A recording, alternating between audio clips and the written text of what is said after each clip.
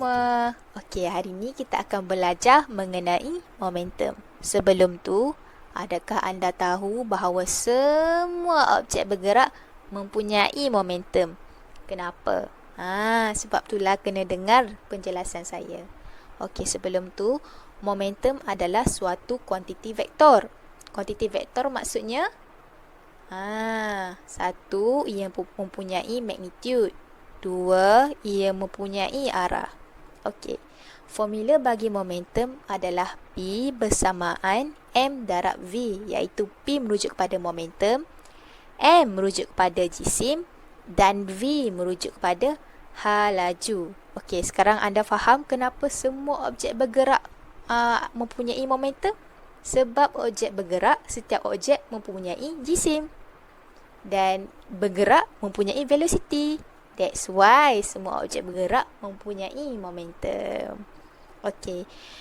SI unit bagi momentum adalah kilogram meter per second. Seterusnya kita akan beralih kepada prinsip keabadian momentum.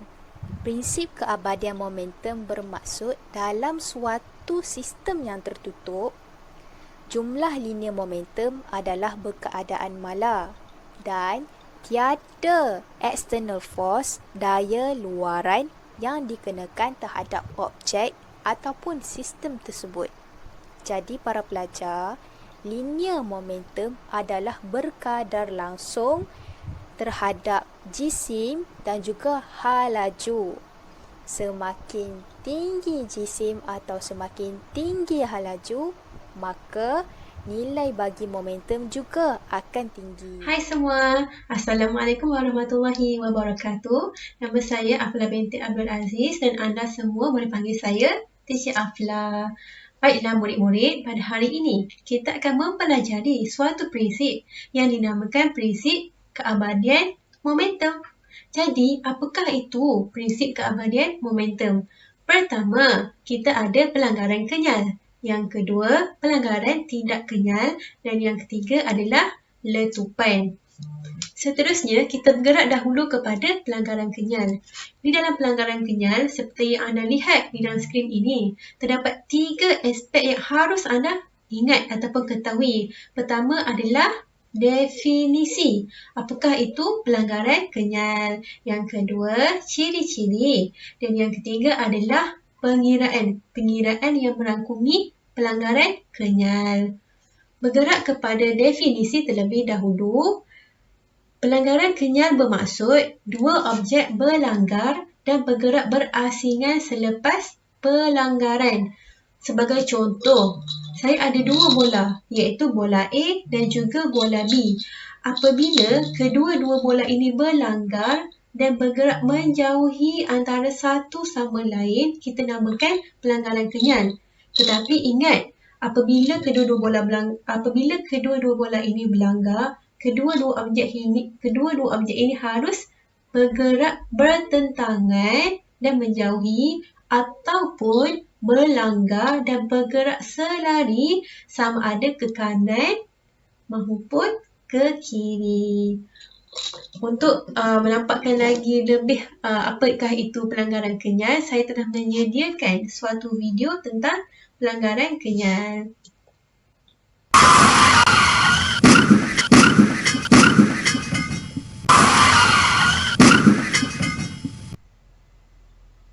Baiklah, kita bergerak pula kepada ciri-ciri. Apakah yang ada pada pelanggaran kenyal? Pertama sekali, dalam pelanggaran kenyal, kedua-dua objek bergerak berasingan selepas pelanggaran. Seperti yang telah saya tunjukkan sebentar tadi, apakah itu bergerak berasingan selepas pelanggaran? Iaitu bermaksud bergerak menjauhi antara satu sama lain dan tidak melekat, sama ada dalam arah yang bertentangan ataupun bergerak secara selari ke kanan maupun ke kiri. Kedua, jumlah tenaga kinetik sebelum dan selepas pelanggaran adalah sama. Jumlah momentum objek sebelum dan selepas pelanggaran adalah sama. Apakah yang dimaksudkan dengan poin yang kedua dan juga poin yang ketiga ini? Sebelum itu, anda harus mengetahui apakah maksud tenaga.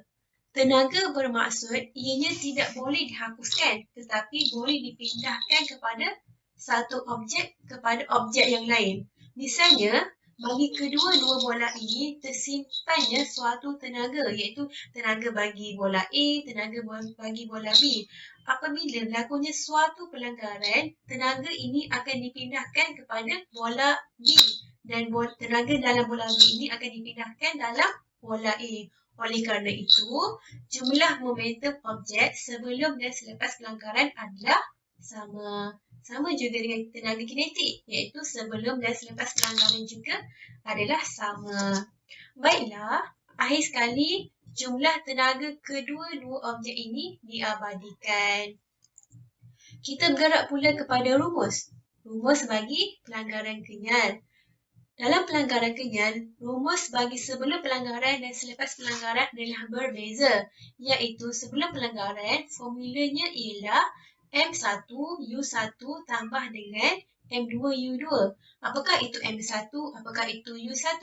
M1 merujuk kepada mass ataupun dalam bahasa Melayu kita panggil jisim. Jisim objek yang pertama, dan U1 itu adalah halaju awal. Halaju awal objek pertama dan M2 itu adalah jisim bagi objek yang kedua dan U2 juga adalah halaju awal bagi objek yang kedua. Jadi sebelum pelanggaran ataupun sebelum berlakunya pelanggaran antara kedua-dua objek ini, formulanya ialah M1U1 tambah dengan M2U2. Selepas pelanggaran, formulanya ialah M1V1 tambah dengan M2V2, iaitu M1 sama seperti sebelum pelanggaran tadi, iaitu mass. Mass objek pertama iaitu berapa, dan M kedua adalah mass objek yang kedua. Dan V1 itu merujuk kepada halaju akhir. Halaju akhir dan V2 itu adalah halaju akhir bagi objek yang kedua selepas sahaja pelanggaran. Jadi, apabila kita gabungkan kedua-dua prinsip ini, terjadilah prinsip keabadian momentum, iaitu formula ialah M1U1 tambah dengan M2U2 sama dengan M2V2. Baiklah, setelah saya menerangkan apakah itu formula bagi prinsip keabadian momentum, kita bergerak pula kepada pengiraan dalam pelanggaran kenyal. Sebagai contoh, rajah menunjukkan dua buah lori yang berbeza jisim sebelum dan selepas pelanggaran. Berapakah hal laju dan gerakan arah lori itu? Pertama sekali, murid-murid harus kira berapakah momentum sebelum pelanggaran dan juga selepas pelanggaran. Sebelum pelanggaran, formulanya ialah M1U1 tambah dengan M2U2.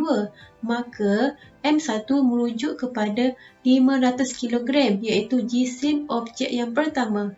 Darab dengan kosong. Kenapa kosong? Kerana objek yang pertama berada dalam keadaan rehat. Tambahkan dengan 5,000 iaitu jisim objek yang kedua. Didarabkan dengan negatif 60. Kenapa kena ada negatif di hadapan? Kerana objek yang kedua bergerak ke arah kiri. Maka kita harus letak negatif. Tetapi sekiranya objek itu bergerak ke arah kanan, kita tidak perlu letak negatif. Jadi, jawapannya ialah negatif 300,000 kg meter per second. Seterusnya, selepas pelanggaran, formulanya ialah M1V1 ditambahkan dengan M2V2. Maka, 500V1 kerana kita mahu mencari hal laju akhir bagi objek yang pertama. Tambah dengan 5,000 kali negatif 30 kerana objek itu bergerak ke arah kiri. Maka, kita harus letak negatif. Jadi, 500V1 tolak dengan 150,000. Yang kedua, berdasarkan rumus prinsip keabadian momentum, formula prinsip keabadian momentum ialah M1U1 tambah M2U2 sama dengan M1V1 tambah M2V2. Maka, kita memperoleh jawapannya ialah negatif 300 mili per second dan arah gerakan lori itu adalah ke kiri. Sekian sahaja daripada saya. Kita akan bergerak pula kepada pelanggaran tidak kenyal dan juga letupan. Okey, kita bergerak kepada pelanggaran tidak kenyal. Baiklah, pelanggaran tidak kenyal adalah satu pelanggaran di mana dua objek tengah bergerak dan berlanggar, dan selepas pelanggaran itu, dua objek itu bergabung dan akan bergerak dalam halaju yang sama, satu halaju. Okey, ini adalah gambar. Anda boleh lihat di slide. Okey, ada ciri-ciri pelanggaran tidak kenyal. Yang pertama, momentum adalah conserve, still conserve the momentum. Yang kedua, tenaga kinetik, the kinetic energy is not conserved. Why? Because yang pertama, bila pelanggaran berlaku, selepas pelanggaran berlaku, sesetengah tenaga kinetik itu ditukarkan kepada sound energy ataupun tenaga haba dan sebagainya. Tenaga lainlah yang terlibat. Disebabkan itu, tenaga kinetik itu tidak conserve. Okey, yang seterusnya, total energy is conserved. Jumlah tenaga adalah conserve. Dan yang terakhir, jumlah momentum kadar sebelum pelanggaran berlaku adalah sama dengan jumlah momentum selepas pelanggaran berlaku. Mari kita tengok formula dia. Okay, M1 V1 tambah M2 V2 bersamaan V dalam kurungan M1 tambah M2. Sebab selepas pelanggaran, objek tersebut mempunyai satu mass yang sama dan ia bergerak dalam satu halaju yang sama. That's why kita gabungkan M1 tambah M2. Okay, baiklah, kita akan bergerak kepada contoh soalan. Okay, ini adalah soalannya. Sebuah lori seberat 1,200 kg bergerak dengan halaju 30 meter per second berlanggar dengan sebuah kereta yang sedang bergerak menghala ke arah lori tersebut. Berat dan halaju kereta itu adalah 1,000 kg dan 20 meter per second. Kereta dan lori itu bergerak sekali selepas pelanggaran. Berapakah halaju bagi kedua kenderaan tersebut selepas pelanggaran? Okay, first thing first, kita kena identify, kita baca soalan, kita identify whether it is pelanggaran tak kenyal ataupun pelanggaran yang kenyal. Okay, hint bagi soalan ini adalah kereta dan lori itu bergerak sekali selepas pelanggaran. Maksudnya, ia adalah inelastic collision. Ia mempunyai satu velocity saja. Maksudnya, velocity bagi kereta dan lori adalah sama. Okey, selepas identify pelanggaran tidak kenyal, kita tulis formula. Lepas tulis formula, kita identify berat lori. Berat lori dibagi 1,200. Halaju lori 30 meter per second. Dan yang keempat, kita identify berat kereta 1,000 kilo. Dan halaju kereta 20 meter per second. Okey, halaju kereta itu negatif 20 meter per second. Take note. Kenapa? Sebab kereta itu bergerak bertentangan dengan lori. Bila bertentangan, opposite, bermaksud kereta bergerak ke arah lori, ke arah kiri. Kita consider as right as positive, left as negative. Dia bergerak kiri sebab opposite. That's why kita letak negatif 20 meter per second. Okay, lepas tu kita boleh masuklah dalam formula. Bila kita masuk dalam formula, kita dapati bahawa nilainya adalah 7.27 meter per second positif. So, 7.27 meter per second menghala ke kanan positif. Jikalau anda dapat negatif, maka anda kena tulis ia menghala ke kiri. Okey, Assalamualaikum dan hai.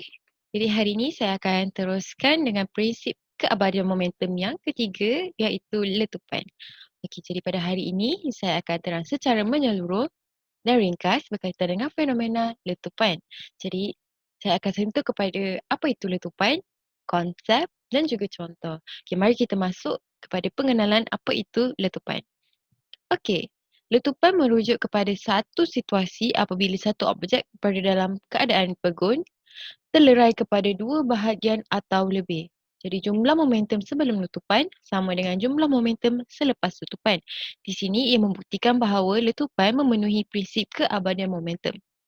Kita boleh tengok formula dekat sini. Kosong sama dengan M1 V1 tambah M2 V2. Jadi kita susun balik formula ni, kita dapat M1 V1 sama dengan negatif M2 V2. Kenapa ada negatif dekat sini? Lepas ni kita akan lihat kenapa pentingnya tanda negatif ni. Okay, next kita akan masuk kepada konsep.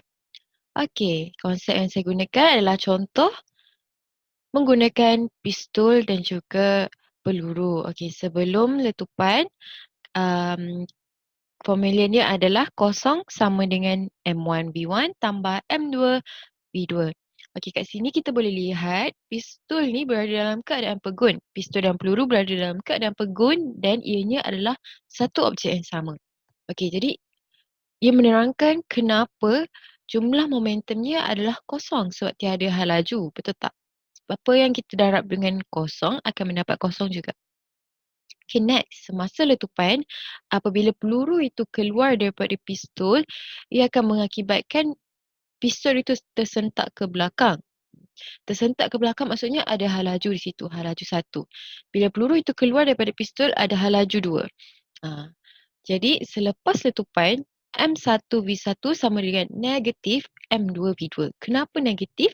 Sebab negatif itu menunjukkan arah hal laju yang bertentangan antara satu sama lain. Kalau kita boleh lihat dalam gambar ni, V1, V2 adalah arah yang bertentangan. Okey. Itu sahaja. Senang kan? Jadi kita akan masuk kepada contoh. Okey. Sebutir peluru berjisim 30 gram ditembak keluar daripada sepucuk pistol berjisim 2.5 kg. Jika peluru itu mempunyai hal laju 500 meter per second, cari A. Jumlah momentum sebelum tembakan, B. Jumlah momentum selepas tembakan dan juga C. Laju sentakan pistol itu. Okey, kita tengok. Okey, yang pertama sekali saya syorkan setiap kali nak buat soalan fizik, sentiasa keluarkan isi-isi penting dulu. Okey, kita tengok M1 2.5 kg. Jangan lupa tukarkan kepada unit SI iaitu gram. V1 kita tak tahu. Kan, betul tak? So M2 30 gram dan V2 500 meter per second. Okay, dengan cara ni barulah kita boleh macam dapat analisis and kita dapat lihat dengan lebih jelas lah soalan tu nak apa. Kita tengok A, jumlah momentum sebelum tembakan. Okay, kita tengok jumlah momentum sebelum tembakan bila pistol dan peluru itu adalah satu objek yang sama dan berada dalam keadaan pegun. Jadi bila keadaan pegun, tiada hal laju yang terlibat. V sama dengan kosong. Jadi kita darab 2500 gram darab kosong tambah 30 darab kosong, jawapannya adalah kosong. Jadi jumlah momentum sebelum tembakan adalah kosong. Okay, next soalan B. Jumlah momentum selepas tembakan. Jadi selepas tembakan, apabila peluru itu keluar daripada pistol, akan menyebabkan sentakan pistol ke belakang dan peluru akan ke depan. Jadi walaupun terdapat hal laju, kita dah cakap dah tadi, jumlah momentum sebelum tembakan dan jumlah momentum selepas tembakan adalah sama disebabkan oleh prinsip keabadian momentum. Momentum adalah terabadi dalam kes ini. Jadi maksudnya jumlah momentum selepas tembakan adalah kosong. Kita teruskan kepada soalan nombor C. C, laju sentakan pistol. Okey. Yang ni kita dah keluarkan isi-isi penting tadi dan kita dapati V1 tak ada nilai. Kita tak tahu kan. So kita menggunakan formula letupan kosong sama dengan M1V1 tambah M2V2. Kita susun balik formula itu, kita dapat M1V1 sama dengan negatif M2V2. Jadi kita masukkan balik nilai. Kita masukkan, siapalah kita dapat V1 samakan dengan negatif 6.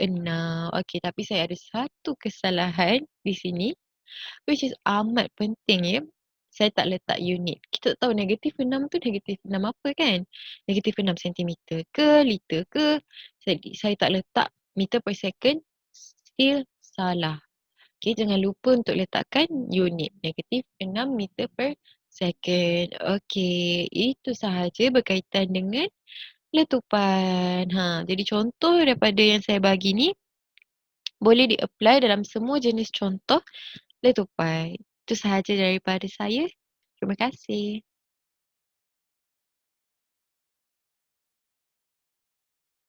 Baiklah murid-murid, teacher dah cover semua topik momentum dan teacher akan buat suatu kesimpulan ringkas, iaitu momentum ialah jisim darab hal laju atau P is equal to mv, where m is mass and v is velocity.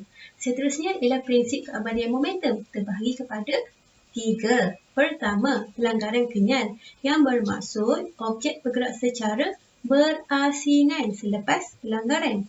Yang kedua, pelanggaran tidak kenyal. Objek bergerak bersama-sama selepas pelanggaran. Dan prinsip yang ketiga ialah letupan, iaitu dua objek bergerak arah bertentangan selepas pelanggaran. Akhir sekali ialah aplikasi. Antara aplikasi prinsip keabadian momentum ialah senapan tembak dan juga enjin jet. Jadi, sebagai tugasan, teacher nak kamu cari dalam YouTube ataupun internet mengenai video tentang aplikasi ini dan kongsikan di WhatsApp. Siapa yang dapat cari video yang menarik dan terangkan dengan baik, teacher bagi ganjaran. Terima kasih kerana menonton. Semoga kita berjumpa lagi. Bye-bye.